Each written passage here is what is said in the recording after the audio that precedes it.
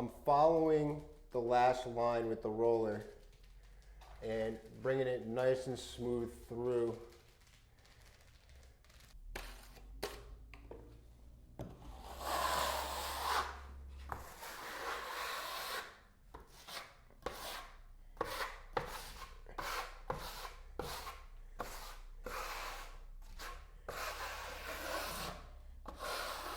%, coverage.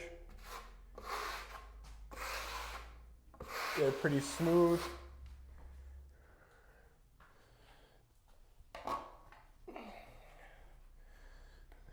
back with. So I'm following the lash line with the roller and bringing it nice and smooth through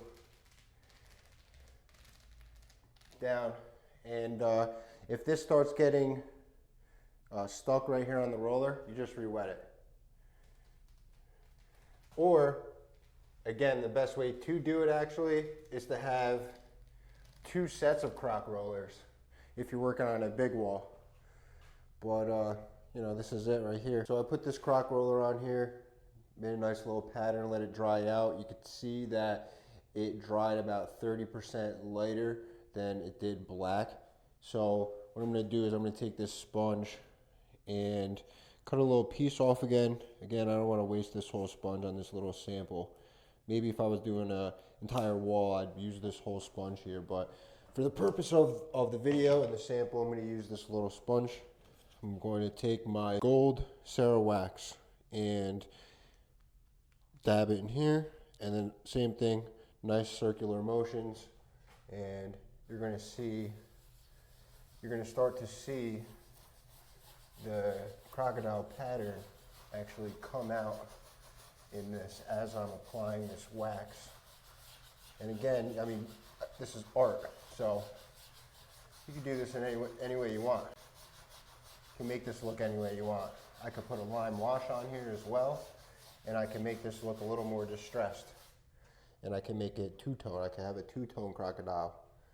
I could put my silver wax on here. I could put Madre pearl wax. I could put flakes in here. I think one of the more elegant crocodile styles and looks would be a white crocodile with a silver pearl wax. It looks real nice and clean. This is your final croc looking sample here. You could put this on the ceiling, you could put this on your walls, backsplash, you know, essentially anywhere. But the first thing that you do on here is apply your micro primer. Again, make sure there's no imperfections and the wall is smooth. The next thing that you're going to do is apply your Marmerino KS. So because I did this in a black, you know, I would like to put for my first base coat, the Marmerino KS in black, and sand it out with usually a 320. And once I get done sanding that 320, I'm going to take that dust off and then apply my second coat of the black. And once I do that, I'm going to want to work in sections, just like you saw me working in. And the reason why I'm doing that is to make sure that it's not going to dry before I run that roller through there. Because once it dries, and you're not going to be able to see that design when you run that roller through. Just remember to spritz that roller with water so that none of the plaster actually grabs onto the roller itself. And then once you have that, wait for it to dry and then apply your decorative wax. It could be clear, it could be gold like you see here, silver, bronze, Madre pearl. You know, you could put some glitter in here if you want to. But once that dries, give it a little polish if you want to or not with that wool pad, with the DeWalt polisher. And there you go, you have your